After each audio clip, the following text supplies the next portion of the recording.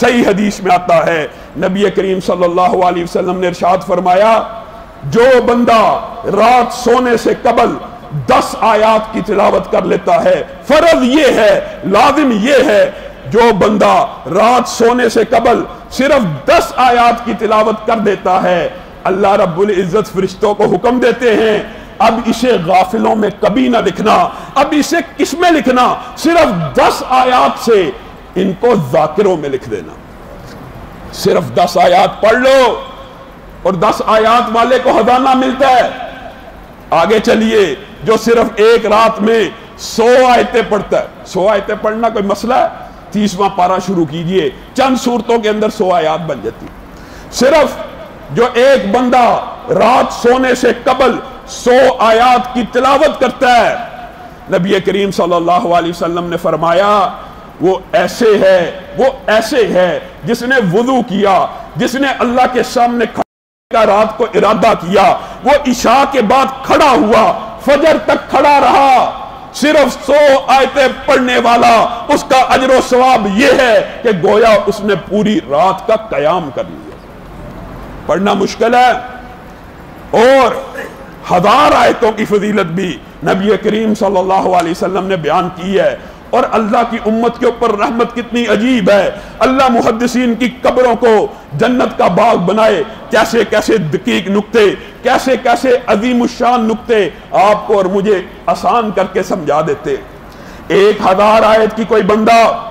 اگر تلاوت کرتا ہے نفل نماز کے اندر، صحیح حدیث کے سنن نبی داؤد کے الفاظ ہیں، نبی کریم صلی اللہ علیہ وسلم نے ارشاد فرمایا، اس کو دنیا میں ایسا خزانہ دیا جاتا، صرف 10 آیات والے کو ایسا خزانہ ملتا ہے جس کی کوئی مثال نہیں، اور جو 1000 آیتیں پڑھتا ہوگا اس کو کیسا خزانہ ملے گا۔ اور جب اللہ کہہ دے، نبی کریم کہہ دے خزانہ ملتا ہے، تجھے اور مجھے یقین نہیں آتا، مجھے اور تجھے MNA union councillor SP DC ہر ایک کی بات کا یقین ہے، پلاٹ الاٹ ہو جائے، سوسائٹی ٹرانسفر لیٹر جاری کر دے، تجھے اور مجھے یقین آ جاتا ہے پلاٹ الاٹ ہو گیا۔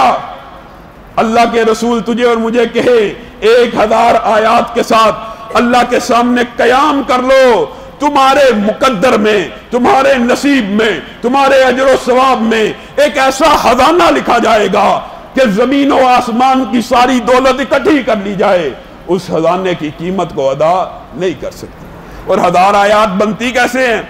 سننے میں مشکل ہے، لیکن صرف 29واں اور 30واں پارہ، صرف 29واں اور 30واں پارہ محدثین نے آیتوں کی تعداد گنی، امت کے لیے آسانی پیدا کی اور بتلا دیا،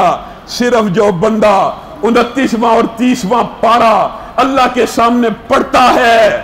اس کے اندر آیات کی تعداد 1000 سے تجاوز کر جاتی ہے۔ کیا ایک ہفتے کے اندر ایک دن، کوئی دن بغیر تخصیص کے اپنی روٹین کے حساب سے ہم نہیں بنا سکتے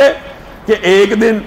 صرف 2 رکعتوں میں، ایک رکعت میں 29واں پارہ، جن کو نہیں زبانی آتا کلام حبیب نفل میں اٹھا کر 29واں پڑھ لیں، ایک دن 30واں پڑھ لیں، کوئی مشکل کام ہے؟